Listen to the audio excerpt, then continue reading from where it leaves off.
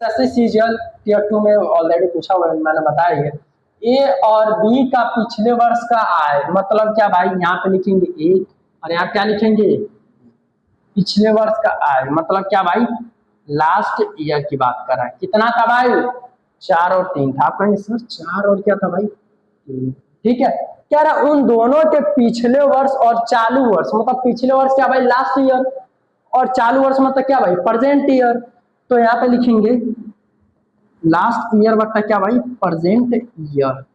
क्या है भाई, पिछले वर्ष और चालू वर्ष क्या दे दिया, 3 4। यहाँ पे लिखेंगे क्या भाई, 3 बट्टा क्या लिखेंगे, 4, और यहाँ पे क्या लिखेंगे, 5 बट्टा क्या लिखेंगे, 6 लिखेंगे। लिखेंगे कि नहीं, हो जाएगा। चलिए अब देखिएगा, लास्ट ईयर यहाँ पे 4 3 दे दिया और यहाँ पे क्या दे दिया, 3 5 दे दिया। तो आप कहेंगे सर सबको छोड़िए, इसका पहले आप एलसीएम निकालिए। किसका, इसका एलसीएम निकालिए। तो इसका एलसीएम निकालेंगे तो आप कहेंगे सर 15 होगा। कितना होगा, 15। तो इसमें किससे मल्टीप्लाई होगा भाई, 15 से होगा, और इसमें भी किससे मल्टीप्लाई होगा, 15 से होगा। तो 15 का मल्टीप्लाई जब 4 में करेंगे तो क्या होगा, 15 चौक 60, 15 तिया आप कहेंगे सर 45 तो होगा। क्या होगा भाई, 45। अब देखिए ये देखिए 3 आ गया, तो अब 3 को 60 बनाने के लिए तो किससे मल्टीप्लाई करना पड़ेगा, आप कहेंगे सर 20 से। किससे करिए, 20 से।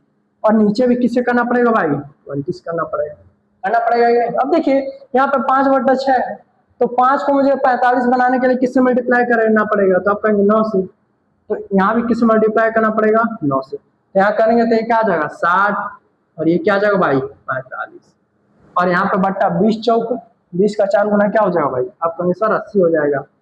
और 6 का 9 गुना क्या हो जाएगा भाई, तो आप कहेंगे सर 54 हो जाएगा। होगा कि नहीं। अब देखिए पूछ क्या रहा है, यदि चालू वर्ष के लिए उनकी आय, चालू वर्ष कौन सा भाई, प्रेजेंट ईयर की बात कर रहा है। क्या दे दिया, यही है चालू वर्ष, हुआ है कि नहीं। चलिए थोड़ा सा पेन चेंज कर लेते हैं।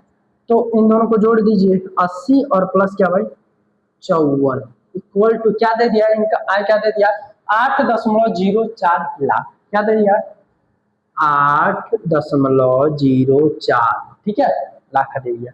तो इन दोनों को जोड़ेंगे तो यहाँ पे 4 आ जाएगा, और यहाँ पे 5 और 8 13 होगा कि नहीं। चलिए अब देखिए ये क्या दे दिया, 8.04 दे दिया।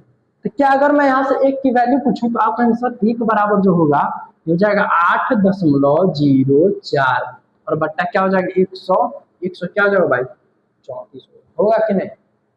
अब देखिए पूछ क्या रहा है, यहाँ पे, तो बी के पिछले वर्ष की आय बताइए।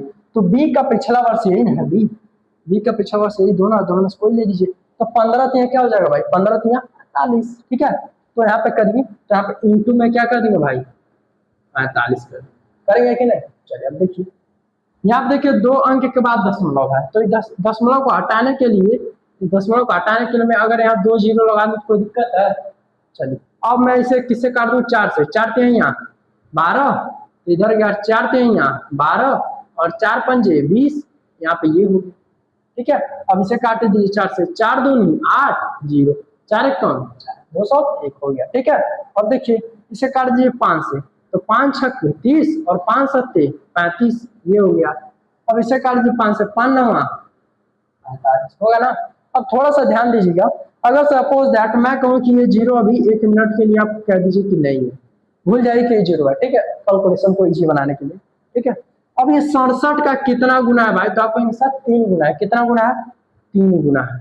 अब 0 है तो 0 यहाँ पे लिख दीजिए, और 1 अंक है तो 1 अंक के बाद दशमलव लगा दीजिए, और इंटू यहाँ पे क्या हो गया भाई 9, क्या हो गया 9।